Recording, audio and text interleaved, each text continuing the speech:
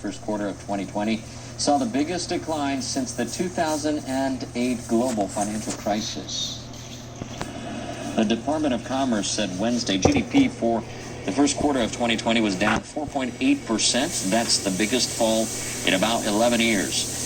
It's also the lowest growth rate since the financial crisis, when the U.S. saw GDP shrink by nearly 8.5%. Some fear the impact of the pandemic will only get worse. The Congressional Budget Office predicts a 40% slump in the country's GDP in the second quarter from April to June. That would be the biggest contraction since 1947, when quarterly statistics were first recorded. Restaurants and cafes in Italy have staged a demonstration calling for government support. This comes as the country is expected to extend a ban on such businesses from opening amid the coronavirus pandemic. Many operators turned their lights on at 9 p.m. on Tuesday. They set tables despite having no customers. Restaurants and cafes have largely been ordered to remain shut in Italy. They are demanding government support to help them survive the prolonged closures. I'm worried about the future of my business. It's preventing me from getting any sleep. Meanwhile, European countries are moving to gradually resume economic activity. Some businesses in Germany started to reopen on April 20th. France and Spain plan to relax restrictions on almost all stores next month, but dining establishments are excluded from these measures. The Johns Hopkins University in the United States says the total number of cases around the world on Thursday stood at nearly 3.2 million. The global death toll has reached more than 220,000. The country with the most confirmed cases in Europe is Spain, with more than 230,000. Next is Italy, with over 200,000. We turn now to the coronavirus situation in Japan. A nationwide state of emergency is due to end next Wednesday. Now, Minister Abe Shinzo reportedly plans to keep it in place. Abe discussed the matter with senior officials from his party. One of them says he revealed his intention to extend the state of emergency. Prefectural leaders held an online meeting on Wednesday and decided to ask the central government to prolong the state of emergency. Many governors called for the declaration to remain in place. They worry infections could spread further if it's partially lifted and people start moving around again. Sources say members of a government expert panel agreed at an unofficial meeting the state of emergency should stay. The panel is expected to meet as soon as Friday. Members will study the number of cases and medical systems in different regions and exchange views on decision-making criteria. In Japan, the total number of infections has topped 14,200 on Thursday. The death toll stands at over 450.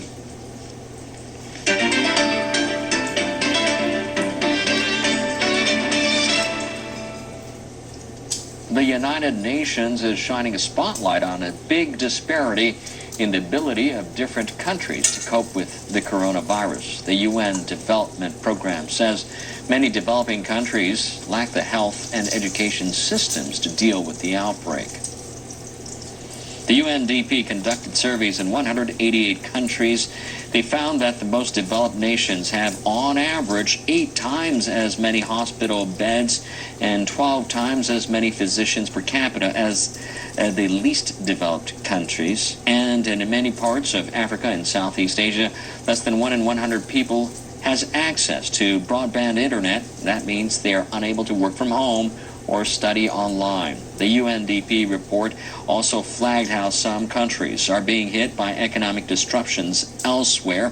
It said the Central Asian nation Kyrgyzstan relies heavily on remittance from citizens working abroad, and countries that rely heavily on tourism, such as Montenegro and the Maldives, are being hit hard by the travel bans and lockdowns.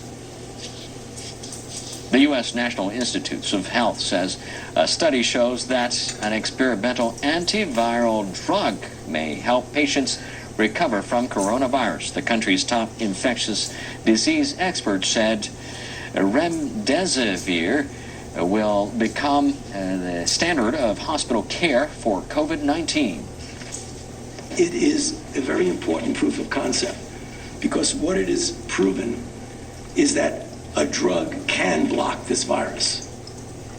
Anthony Fauci added that further analysis is needed. The NIH on Wednesday released a preliminary analysis of a clinical trial jointly conducted by medical institutions from other countries.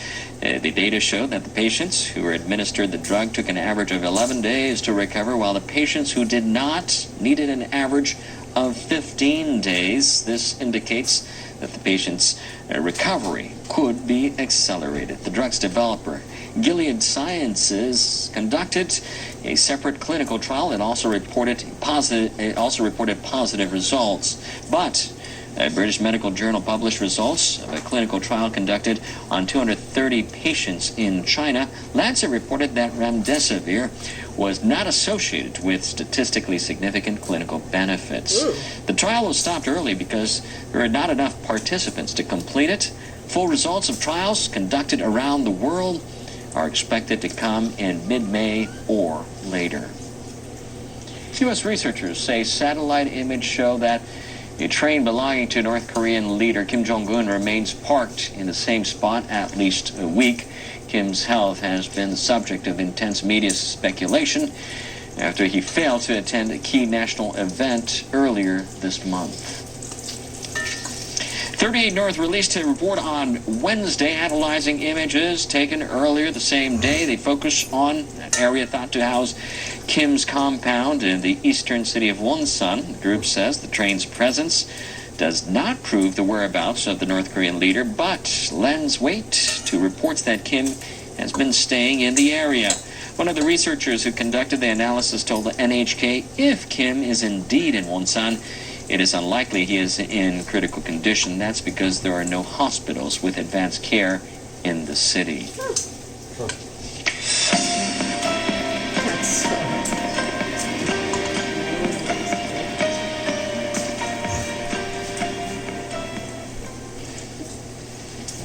The pandemic has brought the curtain down on the performing arts across the globe, and ballet is no exception.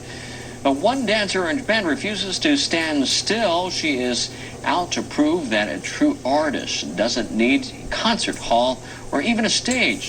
Katerina Novitska reports. Hariyama Emi has been a professional ballerina for 24 years. She has danced for many ballet companies, including the Berlin State Ballet. On and off the stage, she has always been on the move, touring the globe. Then came the coronavirus. I was really confused at first, but now I know I don't have a choice. I just have to work with the reality we now live in.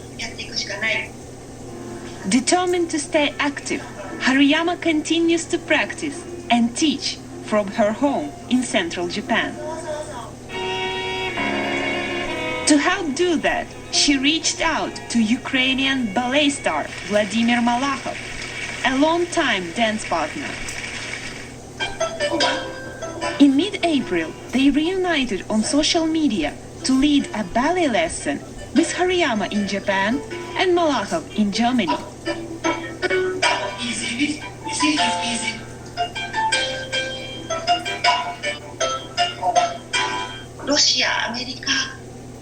I realized that it was a chance to bring together people from Japan, Russia, America, Germany.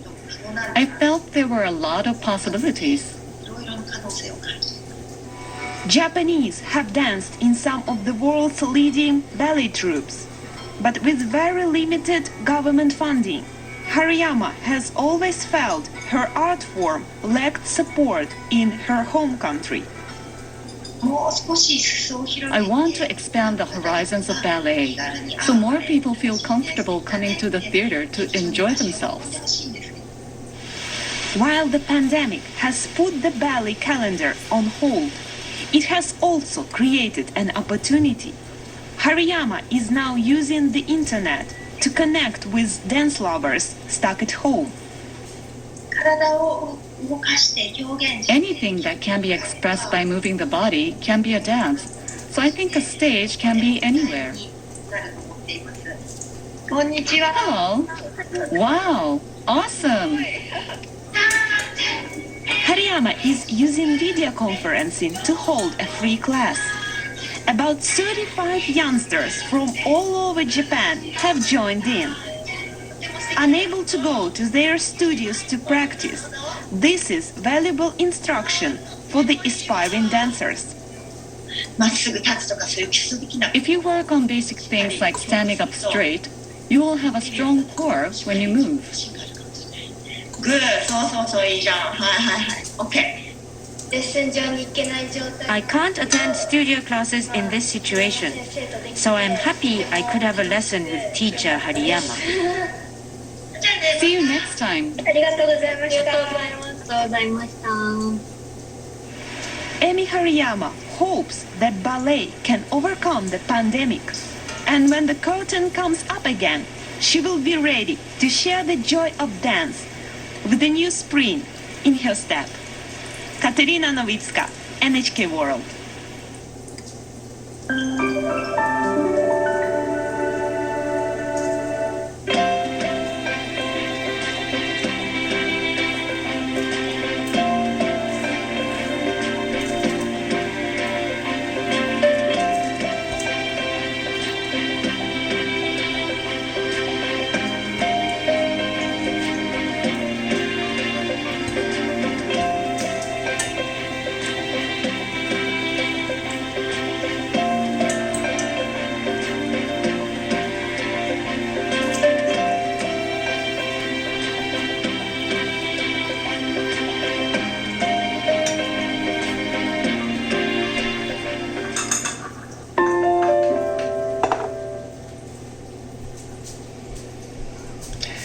Here's a look at what the weather will be like in your part of the world.